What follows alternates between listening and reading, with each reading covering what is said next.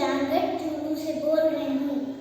हम फौजी हैं लेकिन बारूद से नहीं बने हैं।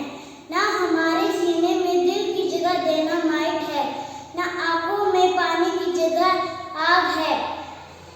हम एकदम तुम्हारे जैसे ही हैं। हमें भी जब अपनों की याद सताती है तो चैन की सांस नहीं लेने देती है। हमारे धड़कनों में भी हिंदुस्तान है। पर्स में 5 वर्ष की बेटी किसी की भी फोटो सीने से लगाकर सोते हैं।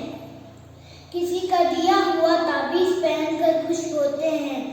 जब घर से चिट्ठी आती है तो लिफाफा चूम कर उठते हैं।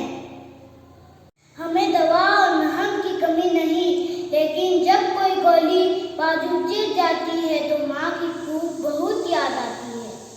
लेकिन जब कभी खबर पड़ी कि गलवान घाटी में 20 फौजी शहीद हो गए हैं तो उसको गिनती समझकर भूल मत जाना, साथी समझकर याद रखना, क्योंकि हम भी एकदम तुम्हारे जैसे हैं, क्योंकि हम भी एकदम तुम्हारे